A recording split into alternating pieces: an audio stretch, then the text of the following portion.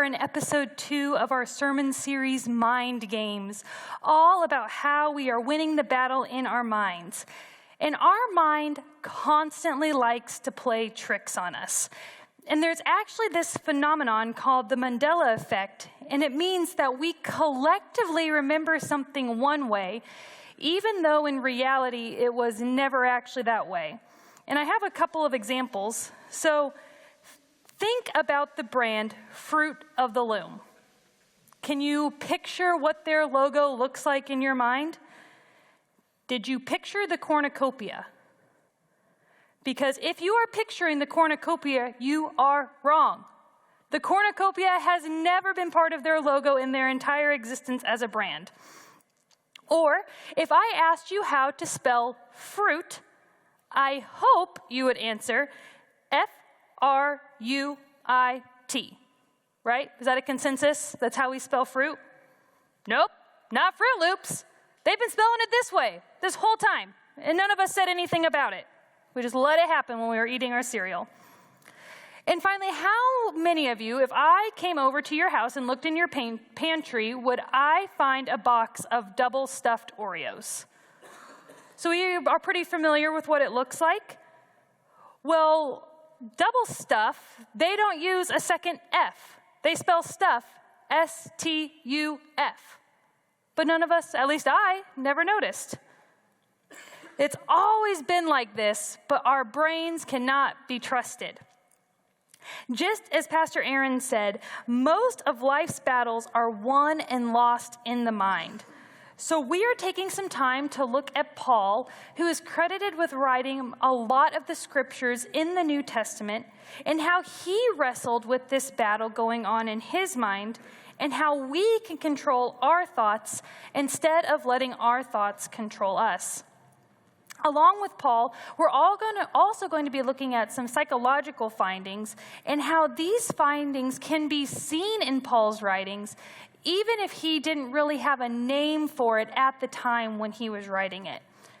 But if you ask me, all of this sounds kind of fluffy and fancy, so another way of saying this is, stop letting your brain beat you up. It doesn't even have arms, which I tend to like that version a lot better. So last week, Aaron shared about cognitive behavior therapy and how we all have these neural network pathways that direct our thoughts. And the problem is that sometimes, if not most of the time, our brain is too smart for its own good. We want to create these easy pathways and follow no matter what the circumstances, so we start making these little shortcuts along the way that control our thoughts. And some of these shortcuts are minor. So say maybe you grew up going to your grandma's house, and every time you were there, maybe if you were having a bad day or maybe just needing a little extra love that day, your grandma would give you a big scoop of ice cream. Well, your brain doesn't want to have to think about that every single time. So instead, your brain creates a shortcut that says ice cream equals feel good. And that is great for minor things because it helps us to create those good memories and it helps us to create nostalgia. But there is also an ugly side to those shortcuts. Because maybe you grew up in a household that didn't really allow you to speak or share your thoughts. Or maybe if you tried, you were met with laughter and ridicule. So then your brain decides to say, don't want to get laughed at? Better to not say anything at all. We can't stop our brain from making these pathways, which is good news when we're thinking and navigating our pathways centered around truth. Paul speaks about this idea in Romans 12:2 and says, "Do not be conformed to this world, but be transformed by the renewal of your mind." Our life is always moving in the direction of our strongest thought. And we can't have a positive life if we are drowning in those negative thoughts. And we can't win the battle in our own minds if we can't rely on the truth of our minds. So today, we're going to go over some tools that we can use to reroute those pathways in our brain. And we have to start training our brain. And ironically, training our brain is a lot like training our body. Because if we just woke up one morning and decided that we were going to enter the boxing ring, we would probably take a lot of punches whenever the fight started because we hadn't trained. And our brain is a lot the same way. Whenever that temperature and that pressure and that anxiety and all of those feelings start to rise, our brain's going to take a beating if we haven't put in the work and the training ahead of time. So in our house, we have 2 little kiddos, so my husband and I try to be really in tune with their needs. You know, we try and make sure that we give them lots of hugs and kisses. We try and make sure we have some of their favorite foods in the house. We try and play as many games as possible. However, our oldest is a 2.5-year-old. And if you have ever been around a 2.5-year-old, then you know that they are full of rage. Talk about a mind game. Have you ever tried to give a toddler a banana?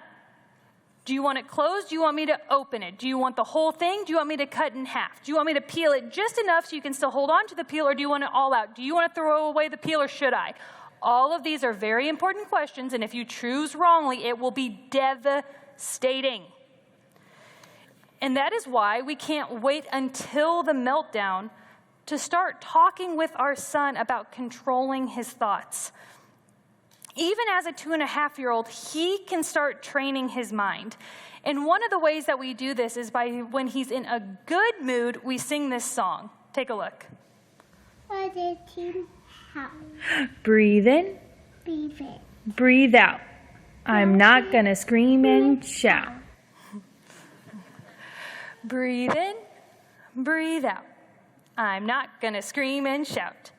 And yes, that is my son in a fleece chicken costume in the middle of June. He loves it, and he refuses to take it off.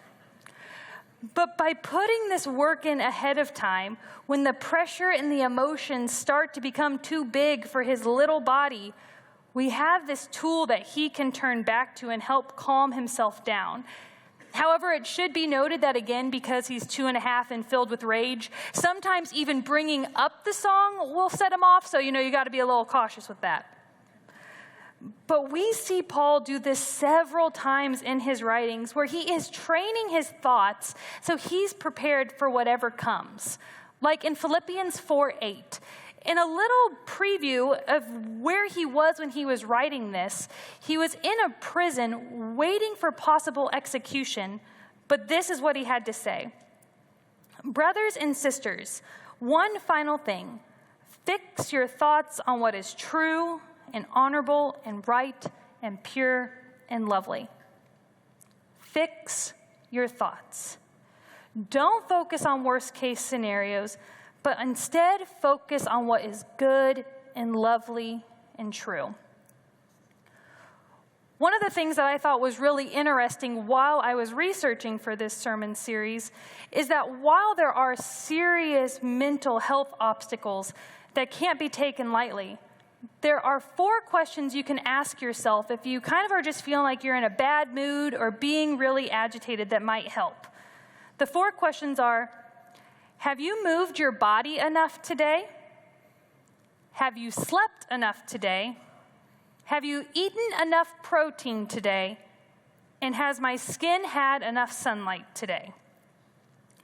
Research shows that these 4 things can make a huge difference in helping us to recenter our thoughts. And another way of fixing our thoughts on truth and on Christ is meditation. Psalms 143:5 says, I meditate on all you have done, and I reflect on the work of your hand. And I really like this because Christian meditation isn't about emptying your mind, but it's about filling our mind on truth, about focusing our mind and saturating it on Christ's word and understanding, because our minds like to drift, and they can often drift really quickly.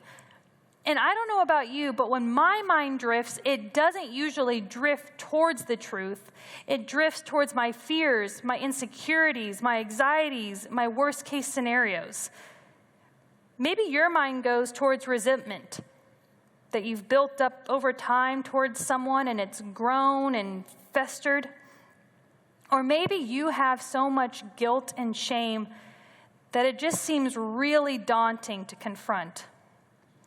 Or maybe you allow those lies to become such a powerful voice in your head that you are saying things to yourself that you would never say to anyone else, but you're saying them to yourself on a daily, maybe hourly, even every minute of every single day.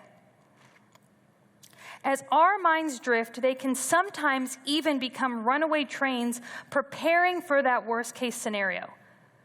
Mark Twain has this famous quote where he says, "I have lived through many disasters, but only a few of which have actually happened." But that's good news when the multiple tools that we have for cognitive behavior therapy can help us to tame those thoughts and help us to be back in the present and help us to tame that runaway train. And one of the most helpful sentences that my therapist has ever said to me is that it is impossible to be anxious in the moment. Anxiety only lives in dwelling on the past or anticipating the future.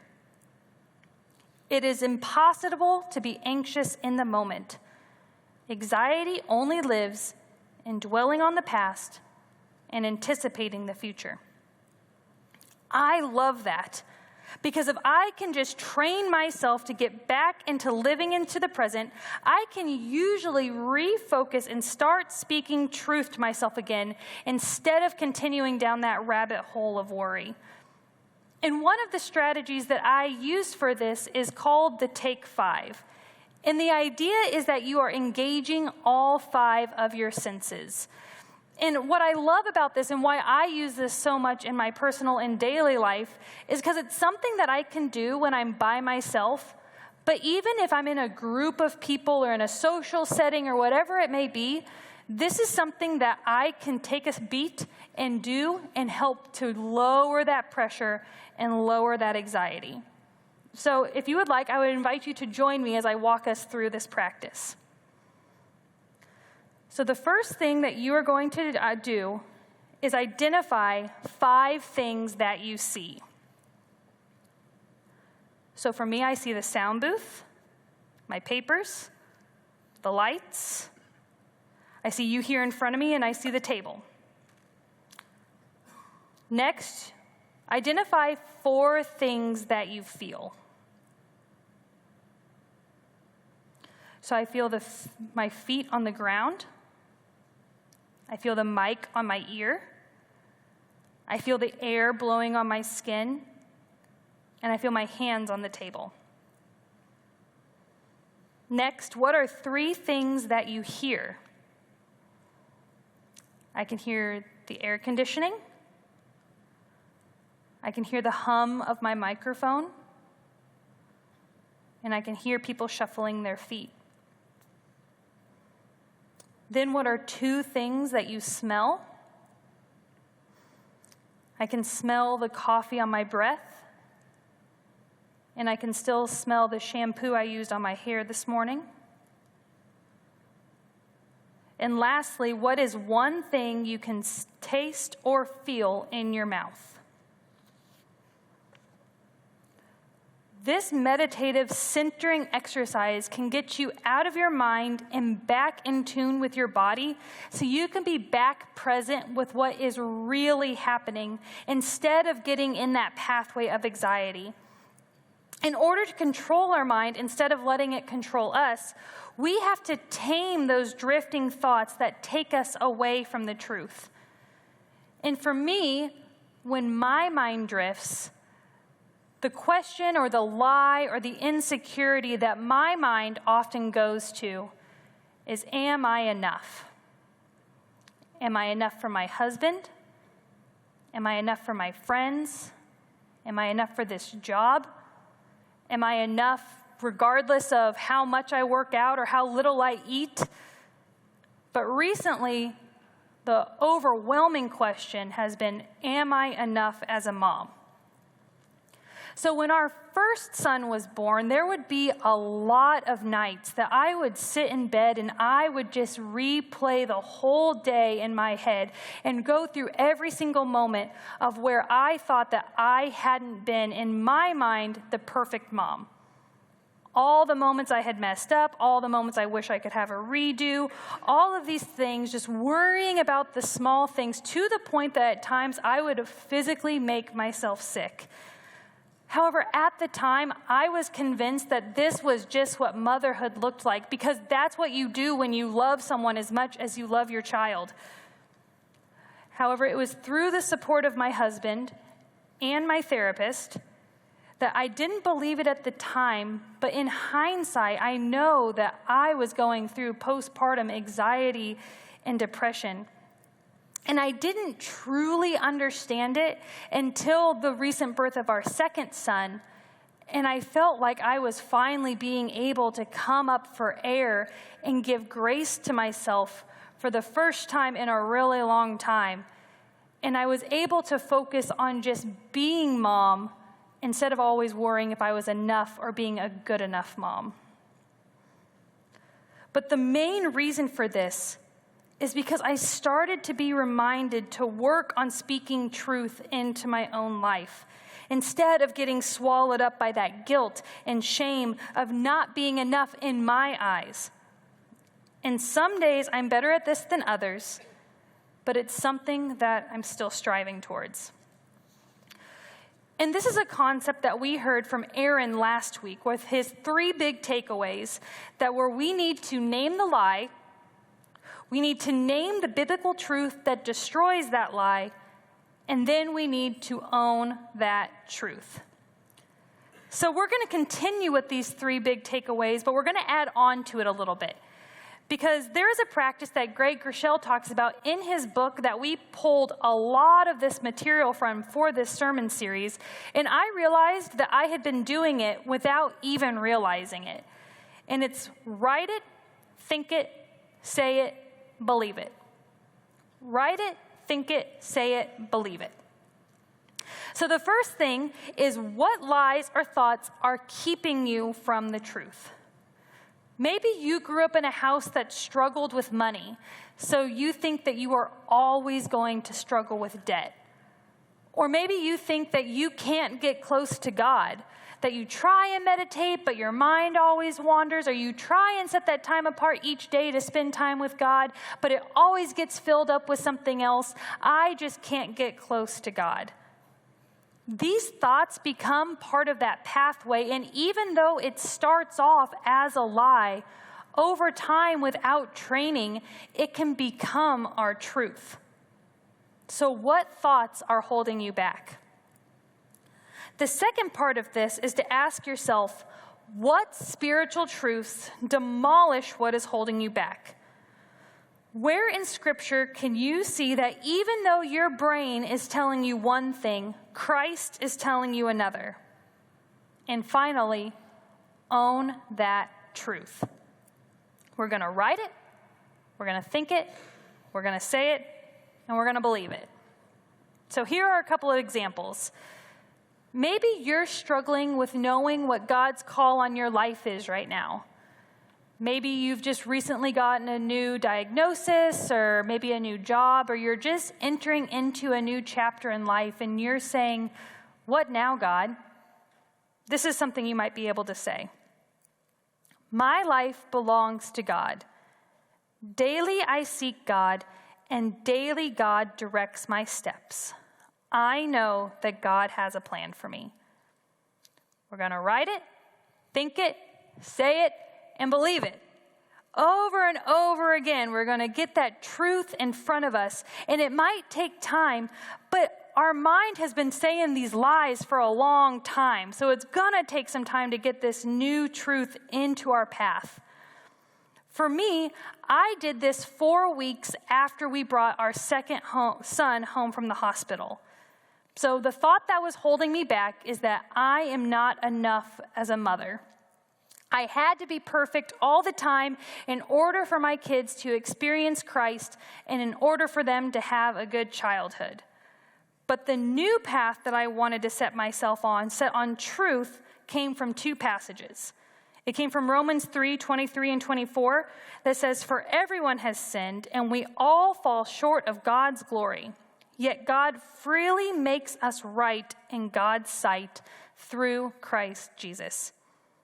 And 2 Corinthians 1:4 says, "God comforts us every time we have trouble. So when others have trouble, we can comfort them with the same comfort God gives us." So this is the note that I wrote for myself, and it still hangs on my bathroom mirror. It says, "If you are never frustrated, you are not human." I am Weston and Simon's safe space. Breathe. I do not have to be perfect. I am in need of grace. Because God comforts me, I can be a comfort to our sons, and I can find peace in Christ Jesus. I'll admit that there are days that I believe this a lot less than others, but I'm still working on it. I'm still working on training my brain so I control my own thoughts instead of letting those thoughts control me. So as a recap, here are the two questions that I invite us to meditate on and think about as we continue through this series for the next couple of weeks. What thoughts are holding you back, and what spiritual truths demolish what is holding you back? So I invite you to either write that down or take a picture of them up on the screen. Because once you answer those questions, we're going to write it, we're going to think it, we're going to say it, and we're going to believe it, and start owning that truth. And why does it matter? Because our lives are always moving in the direction of our strongest thought. So let's fix our minds on truth and stop letting our brains beat us up because it doesn't even have arms. And instead, we can learn to control those irrational thoughts one training session at a time.